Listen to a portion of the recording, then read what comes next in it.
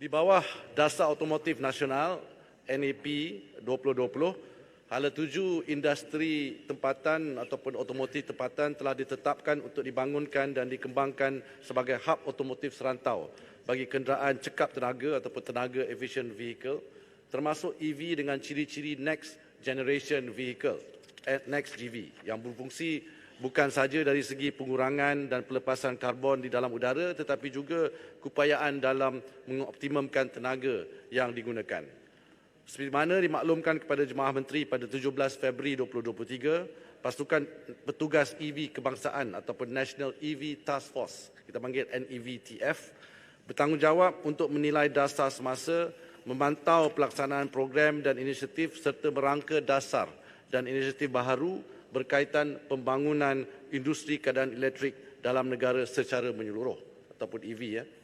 Dan this National EV Task Force ni yang diketuai MITI telah ditubuhkan sejak November lepas, November 2020, untuk memainkan peranan penting dalam menggalakkan penggunaan kenderaan elektrik serta penambahan infrastruktur pengecasan EV di seluruh dunia.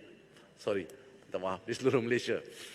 Beberapa keputusan dasar dan inisiatif telah ditetapkan atau dilaksanakan, termasuk penawaran pakej insentif cukai seperti mana telah diumumkan di dalam Belanjawan 2022. Insentif tambahan juga telah dicadangkan untuk Belanjawan 2023, diharap Menteri Kewangan memberi pertimbangan. Keduanya, cadangan penggunaan EV termasuk hybrid sebagai kenderaan jabatan dan kenderaan rasmi jawatan sedang diperhalusi oleh Kementerian Kewangan, dan penyediaan satu kerangka strategi bagi pembangunan dan infrastruktur pengecasan EV secara menyeluruh di Malaysia.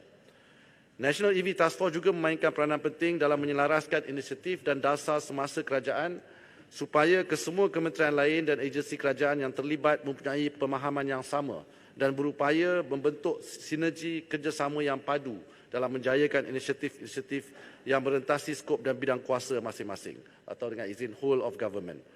Berdasarkan portfolio dan kepakaran masing-masing, tumpuan bagi kementerian-kementerian dan agensi kerajaan yang terlibat adalah seperti berikut.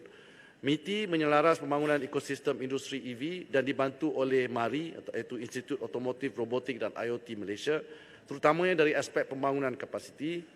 Kementerian Kewangan melaksanakan perolehan EV sebagai kenderaan jabatan dan kenderaan rasmi jawatan. Ketiganya, Malaysia Green Technology dan Climate Change Corporation MGTC memberi tumpuan kepada pembangunan pengecasan EV dan seumpamanya. MARI dan Jabatan Standard Malaysia bertanggungjawab membangunkan standard berkaitan EV dan ekosistemnya. MAIDA berperanan menarik pelaburan industri EV dan ekosistemnya, dan Tenaga Nasional membantu menyediakan bekalan tenaga elektrik yang stabil untuk pembangunan pengecasan EV. Suruhanjaya Tenaga ataupun ST mengawal selia pengendali pengecasan EV, dan MOSTI, Kementerian Sains, Teknologi dan Inovasi melalui Nano Malaysia bertindak sebagai peneraju pembangunan teknologi EV. Kementerian Kerja Raya, Kementerian Pembangunan Kerajaan Tempatan, Lembaga Lebar Raya Malaysia, Plan Malaysia dan Perbadanan Productivity Malaysia ataupun MPC juga sedang bekerjasama dalam menyelesaikan isu-isu berbangkit berkaitan prosedur dan tempoh kelulusan pembangunan pengecasan EV.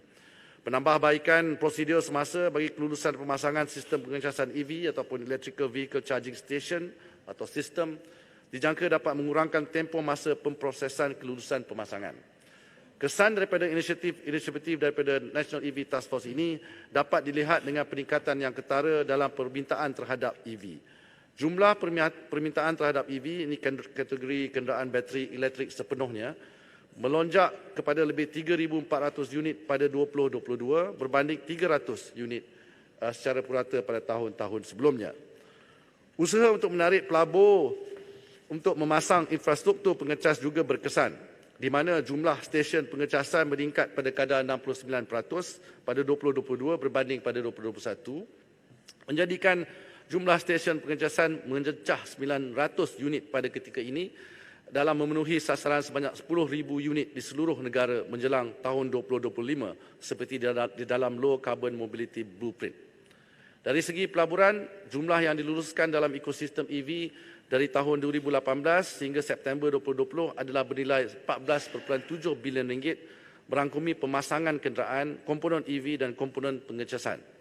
Antara syarikat yang telah diluluskan ialah Samsung SDI Energy Malaysia dan Berhad yang mencatatkan kejayaan baru dalam pembukaan kemudahan pembuatan sel bateri EV dengan nilai pelaburan sebanyak 7 bilion ringgit. Syarikat tersebut telah memilih Malaysia sebagai lokasi pengeluaran pertamanya di Asia Tenggara. Pelaksanaan inisiatif-inisiatif ini dan yang baru di masa hadapan dijangka dapat meningkatkan lagi penggunaan dan permintaan EV serta menarik pelaburan ekosistem EV bagi merealisasikan sasaran Malaysia untuk mencapai status negara neutral karbon menjelang tahun 2050 seperti yang digariskan di bawah rancangan Malaysia ke-12. Di samping itu, MITI juga sedang berbincang dengan syarikat pengeluar tempatan Proton dan Perodua untuk mempercepatkan pengeluaran kenderaan elektrik nasional dan menawarkan pilihan kenderaan EV yang mampu milik. Garis panduan semasa permin atau AP turut ditambah baik dengan memberi fleksibiliti ke atas kuantiti maksimum pengimportan kenderaan secara CBU bagi kajian pemasaran pra-pemasangan supaya syarikat-syarikat pemasangan tempatan lebih berpeluang menilai keperluan pasaran baru untuk segmen EV sebelum memulakan pengeluaran. Langkah penambahbaikan ini juga akan memberi lebih pilihan EV untuk ditawarkan dalam pasaran kepada rakyat.